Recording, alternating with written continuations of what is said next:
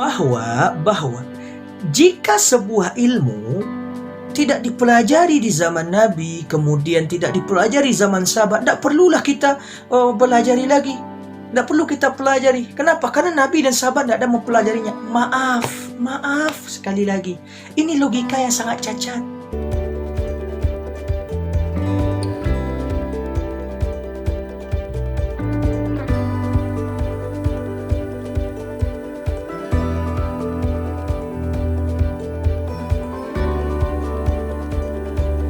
Bismillahirrahmanirrahim.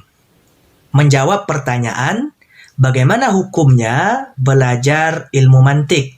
Atau haramkah belajar ilmu mantik? Kaum muslimin wal muslimat yang dimuliakan oleh Allah Subhanahu wa taala, ada beberapa hal yang harus kita fahami terlebih dahulu supaya jawaban yang akan kita berikan ini lebih mudah untuk dimengerti. 1. Ilmu mantik ini atau nama lainnya adalah ilmu logika, memang bukanlah ilmu yang dipelajari di zaman Nabi. Juga tidak dipelajari di zaman sahabat. Tapi dia adalah ilmu yang berkembang dan dikembangkan dari zaman Yunani. Kemudian dialih bahasakan melalui kitab-kitab yang menghimpun ilmu logika tersebut ke dalam bahasa Arab, kemudian baru dipelajari dan dikembangkan oleh sebagian ulama-ulama Islam.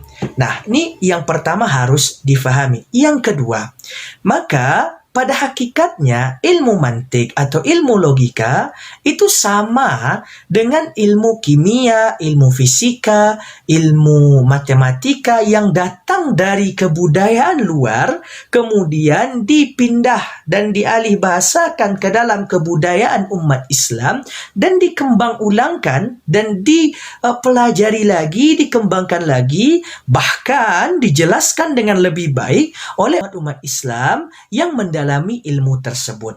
Nah, jangan sampai, mohon maaf, kita langsung terburu-buru menghukumi bahwa ilmu mantik atau ilmu logika itu haram dengan alasan bahwa ilmu ini tidak dipelajari di zaman Rasulullah Sallallahu Alaihi Wasallam. Mohon maaf, sekali lagi mohon maaf. Jangan dipakai logika cacat ini bahwa jika sebuah ilmu tidak dipelajari di zaman Nabi, kemudian tidak dipelajari zaman sahabat, tidak perlulah kita pelajari lagi.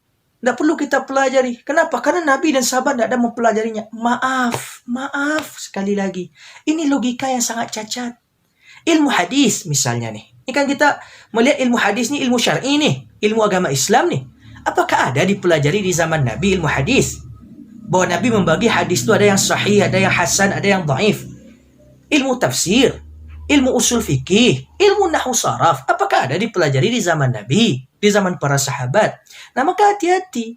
Bukan berarti ketika sebuah keilmuan tidak dipelajari di zaman Nabi, tidak dipelajari di zaman sahabat, langsung menjadi haram. Enggak. Jangan berpikir seperti logika cacat itu, enggak. Bahwa ada dhawabit, ada ketentuan-ketentuan ilmiah yang dipandang oleh para ulama ketika menghukumi ini ilmu boleh atau tidak, ini ilmu halal atau tidak, ini ilmu haram atau tidak. Nah, ini ada. Begitu pula lah kita terapkan pada ilmu mantik ini. Bagaimana pandangan ulama sebenarnya terkait ilmu mantik? Setidaknya ada 3. Ada ulama yang mengharamkan, ada ulama yang mewajibkan, ada ulama yang membolehkan. Dan akan kita bahas selanjutnya pada video selanjutnya. Terima kasih banyak atas perhatiannya. Mohon maaf atas segala kekurangan. Astaghfirukum wa astaudiukumullah. Wassalamualaikum warahmatullahi wabarakatuh.